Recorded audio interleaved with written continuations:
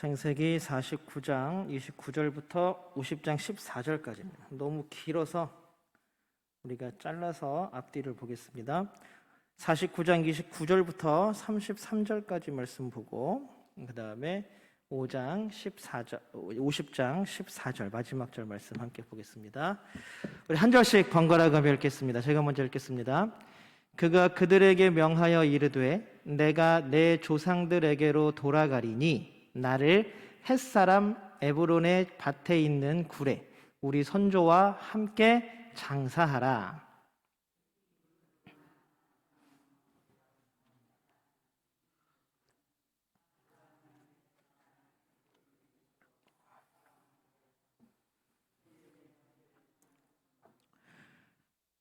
아브라함과 그의 아내 사라가 거기 장사되었고 이삭과 그의 아내 리브가도 거기 장사되었으며 나도 레아를 그곳에 장사하였노라.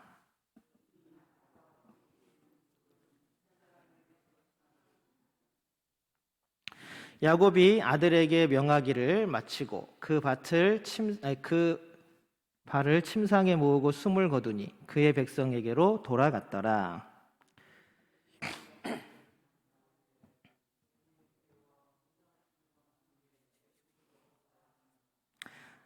아멘.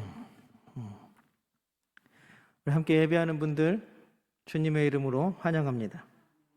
하나님께서 이 시간 우리 예배 가운데 계신 모든 분들 주님의 이름으로 함께 하시기를 주님의 이름으로 축복합니다. 우리 앞에 뒤에 있는 모든 분들과 인사 나눌까요? 살아갑니다. 축복합니다.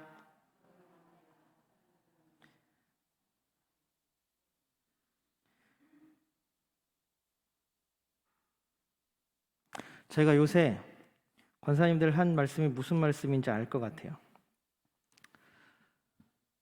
추워요, 날. 5월인데도 추워요. 오늘은 바람이 또 왜 이렇게 불어? 밖에 재활용 쓰레기를 묶어서 내놨는데 오늘 아까 낮에 아침에 이렇게 쳐다보니까 주차장에서 막 날아다니고 그거 주스러 다니더라고. 힘들었네. 여러분 아무쪼록 건강하시기를 바랍니다. 요때 감기가 많이 걸릴 수 있고 요새는 또 열나면 또 위험하잖아요. 코로나가 거의 안정세에 있는데 또 요새 코로나 때문에 또 우리가 어려움을 겪으면 안 되니까 여러분들 모두가 다 건강하시기를 주님의 이름으로 소망합니다. 건강과 관련해서 우리나라에 웰빙이라는 말이 참 유행을 많이 했었죠. 웰빙 다 들어보셨죠? 웰빙 일상생활이나 아니면 사람들 이야기하는 거나 아니면 TV 드라마나 영화에서도 웰빙이라는 단어를 굉장히 많이 사용합니다. 그리고 때에 맞춰서 이 웰빙이라는 책도 굉장히 많이 나왔어요. 심지어는 여러분들 홈쇼핑에서 뭘 팔 때마다 다 웰빙이래. 심지어는 운동화를 하나 팔아도 웰빙, 등산을 위한 건강을 위한 이러면서 웰빙이라는 말을 안 쓰는 데가 없었습니다. 여러분들 어떻게 웰빙하고 계십니까? 웰빙이라는 말을 사전에서 찾아보면 육체적인 건강과 마음의 평안, 또 가족의 화목이 모든 것들이 균형을 맞춘 삶이라고 사전에는 나와 있습니다. 그러니까 결국 몸도 건강해야 하고 마음도 건강해야 하고 이런 관계도 건강해서 별로 그렇게 크게 어려움이 없는 그런 상황을 웰빙, 그러니까 잘 있다라는 뜻이거든요. 원래는 잘 있다, 평안하다라는 뜻입니다. 그게 바로 웰빙입니다. 근데 우리나라는 웰빙이라는 말이 건강식품, 그런 다음에 또 운동 이런 경우에만 쓰여서 조금 아쉬웠습니다. 그런데 이제 웰빙이라는 시대가 지나갔어요. 이제는 점점 어떤 단어가 더 떠오르고 있냐면 웰다잉이라는 말이 떠오르고 있습니다. 이 웰다잉이라는 말이 떠오르기 시작하면서 지금 우리나라도 그렇고 미국도 그렇고 죽음학이라는 학문이 정식 학문으로 채택되고 있습니다.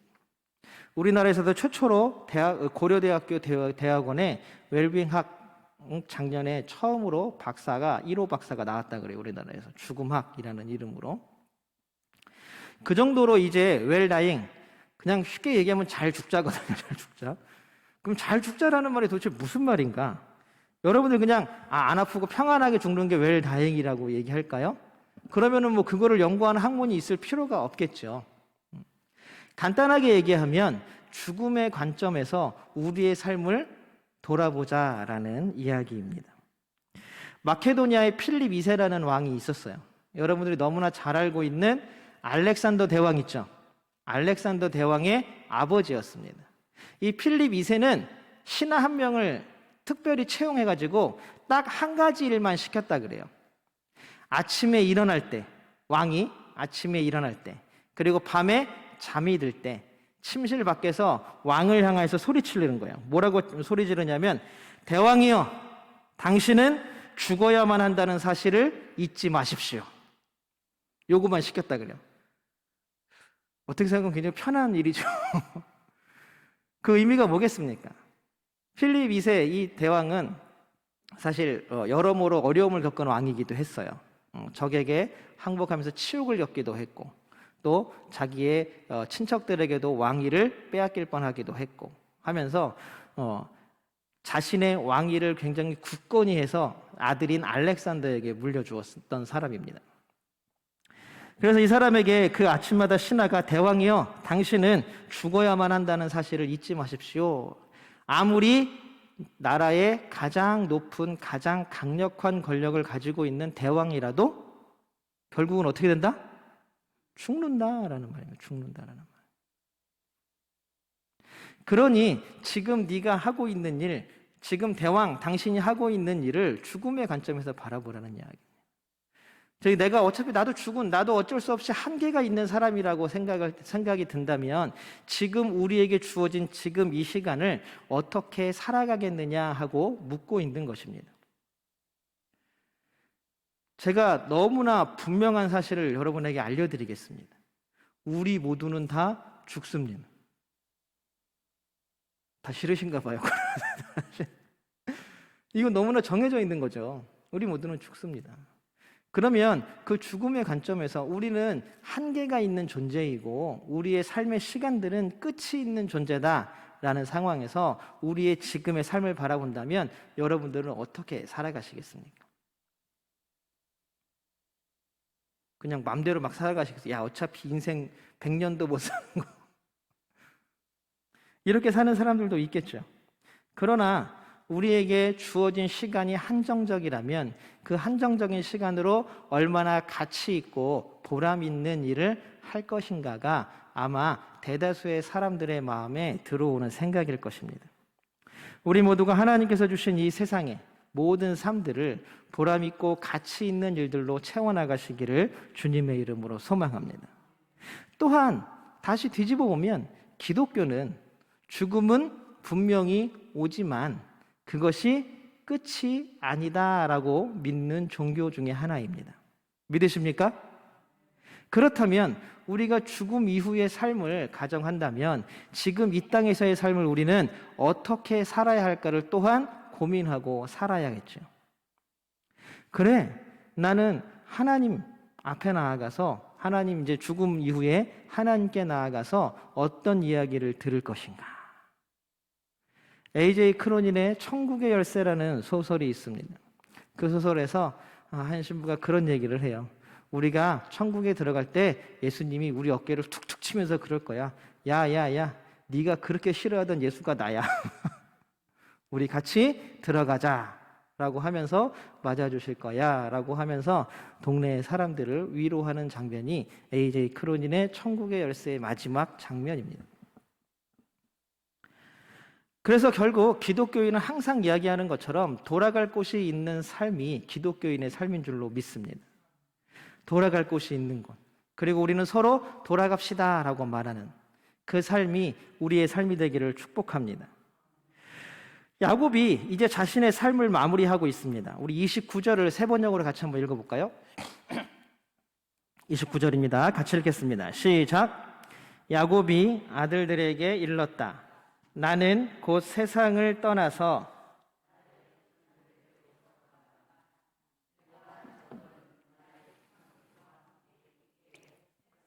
에브론의 밭에 있는 묘실에 묻어라. 야곱이 자신의 죽음을 나 돌아간다라고 표현하고 있습니다. 돌아간다. 다른 곳도 아니라 어디로 돌아간다고요? 조상들에게로 돌아간다. 여러분들 그럼 조상들에게로 돌아가면 조상들이 다 죽었잖아요. 그러면은 뭘 어떻게 하겠다는 거예요? 어디로 돌아가겠다는 거예요? 그러나 하나님께서는 야곱에게도 나타나셨던 말씀이 있죠. 나는 아브라함의 하나님, 이삭의 하나님, 야곱의 하나님, 그리고 마지막에 살아있는 자의 하나님이다.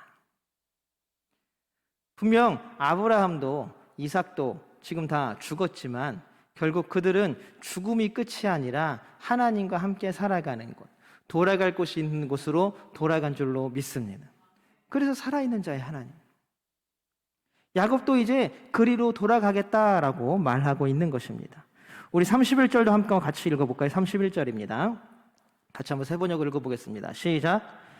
거기에는 아브라함과 그분의 아내 사라 이 두 분이 묻혀 있고 이삭과 그분의 아내 리브가 이 두 분도 거기에 묻혀 있다. 나도 너희 어머니 레아를 거기에다 묻었다. 자, 돌아가는 곳, 야곱이 돌아가겠다라고 선언하는 곳은 장소적으로는 막벨라굴이죠. 막벨라굴. 에브론에 있는 막벨라굴입니다. 이것은 전쟁에서 얻은 땅도 아니고 아니면 속여 빼앗은 땅도 아니고 누구에게 기증받은 것도 아니고 우리가 옛날에 막벨라굴 한번 같이 이야기 나눴었죠. 아브라함이 정식으로 그 땅 주인에게 돈을 주고 산 땅입니다. 평생을 떠돌아다닌 야곱을 생각하면 어쩌면 할아버지와 아버지와 할머니와 어머니가 묻혀있는 묘실에 자기도 함께 묻히는 것이 너무나 어쩌면 당연한 귀결이고 가장 바라는 일일지도 모르겠습니다. 아주 어렸을 때에 집을 떠나서 집을 자기 의지로 떠난 것도 아니고 쫓겨난 거죠. 거의 쫓겨나서 이리저리 전전하던 야곱이 마지막에 부모의 곁으로 돌아가는 건 이것도 돌아간다라고 한번 우리는 볼 수 있을 것입니다. 그런데 자세히 야곱의 말을 살펴보면 단순히 부모에게로 그리고 또 떠났던 집으로 돌아가는 이유만은 아닌 것 같습니다. 오늘 신기하게 이 막벨라굴에 묻혀있는 사람들을 야곱이 특히 한 명 한 명씩 다 이야기를 하고 있습니다. 여러분들 차이점을 못 느끼셨나요? 아브라함과 누가 묻혀 있습니까? 사라. 그 다음에 누가 묻혀 있습니까? 이삭과 리브가. 그 다음에 야곱의 아내 레아. 아브라함도 우리가 성경에서 보면 얻은 부인이 많았어요. 구스 여자도 있었고 뭐 이집트 여자도 있었고. 그런데 누구만 들어가 있어요? 막벨라굴에는 사라만이 들어가 있습니다.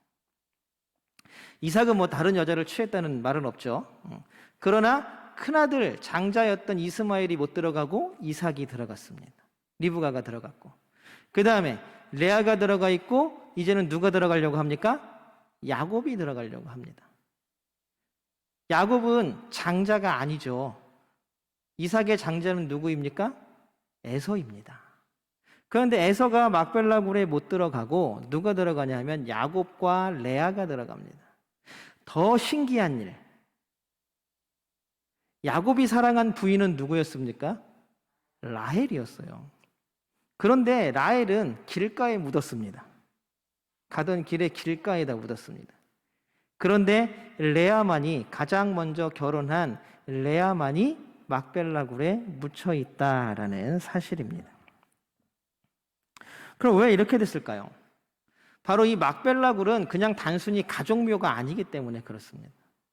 이 막벨라굴 그리고 돈 주고 산 그 헤브론의 그 땅은 하나님의 약속의 징표이기 때문에 그렇습니다. 하나님께서 아브라함에게 몇 가지를 약속하셨냐면 두 가지를 약속하셨죠. 가장 크게. 첫 번째는 어떤 거였어요? 땅에 대한 약속, 가나안 땅을 주겠다라고 하셨잖아요. 그 다음에 두 번째는 어떤 약속입니까? 네 자손이 많아져서 민족을 이루겠다 였습니다. 자, 그런데 두 가지 다 이루어졌나요? 안 이루어졌나요? 지금 3대가 지나고 4대가 지나고 5대가 지났는데 그런데 놀라운 것은요, 여러분, 아들 하나하나 내려오던 그 가족이 야곱에 대해서 아들이 몇 명이에요? 12명이 되었어요. 12명이. 이제 어쩌면 하나님께서 너의 자손이 많아져서 민족을 이루겠다라고 하신 약속이 이루어지는 징표가 보이는 거예요. 이제 이스라엘의 12지파의 모체가 생겼잖아요. 그렇잖아요? 그런데 첫 번째 했던 땅의 약속, 가나안 땅을 너희에게 줄게 라고 약속을 했는데 아브라함이 평생 가나안 땅에 정착한 적이 있습니까? 없죠. 이삭도 마찬가지였습니다. 야곱은 아브라함, 이삭보다 더 했죠. 계속 떠돌아다녔습니다. 그리고 결국 지금 아브라함의 후손들은 어디에 와서 살고 있어요? 이집트에 와서 살고 있잖아요. 하나님이 그토록 가지 말라고 했던 땅, 그 이집트에서 살고 있는 겁니다. 야, 땅에 대한 약속은 하나님도 잘 안 되나? 요새 집값이 많이 오른다 그러죠. 많이 올랐다 그러죠. 이걸 그러면은 하나님도 감당할 수 없을 만큼 가나안의 땅값이 오른 건가, 집값이 오른 건가? 그런데 하나님은 아브라함을 통해서 하나의 징표를 주셨는데 뭐냐면 바로 막벨라굴이었습니다. 가나안 땅에 드디어 자신의 이름으로 된 땅이 생겼다라는 것입니다. 이제 그 땅을 중심으로 가나안 땅이 이제 하나님께서 아브라함과 이삭과 야곱과 그 아들들에게 주시는 땅이 되어 간다라는 사실입니다. 이제는 두 가지의 징표가, 모든 약속의 징표가 나타났다라는 사실입니다. 그래서 결국 야곱은 야곱은 돌아가는데 어디로 돌아갑니까? 막벨라굴로 돌아가잖아요. 그것은 결국 하나님의 약속의 땅으로 돌아간다라는 의미입니다. 가나안 땅이 너무 멀어서 우리한테 현실감이 없죠. 우리가 가나안 땅에 돌아갈 것도 아니고. 여러분, 그렇다면 우리가 다시 한번 묻겠습니다. 우리가 돌아가야 할 땅은 어디일까요? 우리가 돌아가야 할 곳은 어디일까요? 결국 하나님께서 약속하신 것은 하나님 나라입니다. 그러면 우리는 맨날 진짜 그날 하나님이 우리를 부르시는 그날만 맨날 기다리고 있어야 될까요? 그러면 사실 다미선교회나 신천지나 뭐 다를 게 뭐가 있겠습니까? 예수 그리스도로 말미암아 하나님 나라는 이 땅에 온 줄로 믿습니다. 그 징표가 아까 징표 얘기했잖아요. 막벨라굴이 하나님께서 가나안 땅을 주시겠다는 징표였고, 야곱의 12아들들이 하나님께서 이제 이스라엘을 민족으로 세우시겠다라는 징표였습니다. 그러면 하나님 나라가 이 땅에 임했다라는 징표는 어디에 있습니까? 바로 교회인 줄로 믿습니다. 우리는 교회로 돌아와야 합니다. 우리가 세상에 나가서 힘들고 어려움 가운데 살아갈지라도 다시 우리가 교회에 들어와서 하나님의 위로와 하나님의 격려와 하나님의 사랑과 하나님께서 충전해 주시는 새 힘을 얻고 다시 세상으로 나아가서 살아가는 것, 이것이 바로 교회의 역할인 줄로 믿습니다. 사랑하는 성도 여러분, 우리는 돌아가야 합니다. 궁극적으로는 이 땅에 완전한 하나님 나라가 임하는 그날 하나님께 돌아가야 하지만, 지금 하나님께서 완전히 임할 하나님 나라의 징표로 주신 이 교회, 우리가 이 교회로 돌아와야 할 줄로 믿습니다. 세상에서 우리가 그리스도인으로 살아가는 것이 얼마나 힘들고 어려운지 모르는 사람은 없습니다. 그러함에도 불구하고 우리는 세상의 삶을, 세상의 법을 따라 살아가는 사람이 되어서는 안 됩니다. 우리가 깨어지고 부서지고 아프고 힘들어도 다시 한번 힘을 낼 수 있는 이유가 우리가 돌아갈 곳, 바로 교회가 존재하기 때문인 줄로 믿습니다. 어려우십니까? 힘드십니까? 하나님께 나아오십시오. 하나님께 나아와 기도하고 예배하십시오. 우리 나와서 기도하고 예배하는 일들이 그냥 단순히 우리에게 의무가 아니고 내가 해야 할 일이 아니라 그 시간을 통하여서 임재하신 하나님을 반드시 만나시는 우리 모두가 되기를 주님의 이름으로 축복합니다. 예배 시간에 나오라 그러니까 바빠서요. 요새 피곤하고 힘들어서요. 여러분, 우리가 예배는 하나님 내가 그냥 사람 수 채워주러 나오는 게 아니라, 아니면 내가 출석 체크하기 위해 나오는 자리가 아니라, 이 자리는 하나님 만나기 위해서 내가 하나님의 초청에 응하는 시간입니다. 그리고 하나님의 예배로의 초대는 하나님의 은혜인 줄로 믿습니다. 이 은혜를 마음껏 누리며 살아가는 우리 모두가 되시기를 주님의 이름으로 소망합니다. 날마다 힘이 들 때 교회로 돌아오십시오. 힘들 때 평일이라도 저녁 때라도 그냥 혼자 와서 기도하십시오. 하나님께 무릎 꿇고 앉아 계십시오. 제가 요즘 밤에 드리는 기도라는 책을 읽고 있습니다. 거기에 보면 그 기도문 중에 이런 기도가 있어요. 죽은 이에게 복을 주시고, 죽어가는 이에게 복을 주시고라는 문구가 있습니다. 죽어가는 사람에게 복은 어떤 의미일까요? 죽어가는 이에게 하나님께서 내려주시는 복은 과연 무엇일까요? 그것은 하나님께로 돌아가는 복인 줄로 믿습니다. 날마다 우리가 교회로 또 이 교회에서 하나님 나라를 만나며 체험하며 예배와 기도를 통하여 말씀을 통하여 하나님 만나고 위로받고 격려받고 새 힘을 얻는 귀한 하나님 나라의 백성들 되시기를 주님의 이름으로 축복합니다. 함께 기도하겠습니다.